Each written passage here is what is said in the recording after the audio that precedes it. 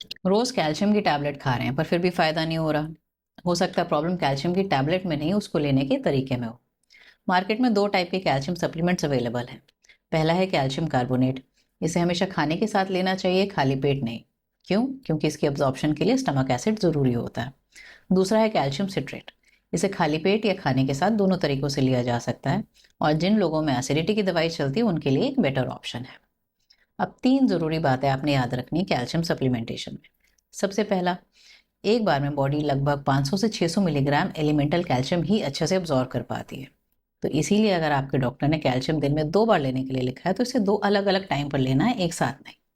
दूसरी बात, अगर आयरन सप्लीमेंट भी चल रहा है तो दोनों टैबलेट्स इकट्ठे नहीं लेनी है, क्योंकि कैल्शियम आयरन की एब्जॉर्प्शन को कम कर सकता है। तीसरी बात, मार्केट में कैल्शियम के जो सप्लीमेंट्स हैं उनके साथ कई बार विटामिन डी, मैग्नीशियम या विटामिन के भी मिला होता है। ये कॉम्बिनेशंस आपने तभी लेने हैं अगर आपको आपके डॉक्टर ने प्रिस्क्राइब किए हैं, अपनी मर्जी से नहीं, वरना ये सप्लीमेंट्स आपको नुकसान भी पहुंचा सकते हैं।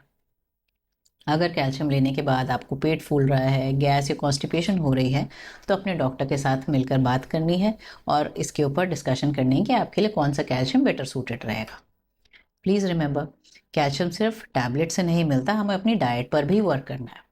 दूध, दही, पनीर, तिल, हरी पत्तेदार सब्जियां, इनमें भी कैल्शियम होता है। तो अपने डॉक्टर से या डाइटिशियन से अपनी डाइट भी डिस्कस कीजिए। और अगर आपका कैंसर ट्रीटमेंट चल रहा है, कीमोथेरेपी, हार्मोनल थेरेपी, तो आपकी जो कैल्शियम और विटामिन डी की रिक्वायरमेंट है नॉर्मल लोगों से अलग होगी। अपनी ऑन्कोलॉजी टीम की गाइडेंस में ही सप्लीमेंट्स लेने हैं।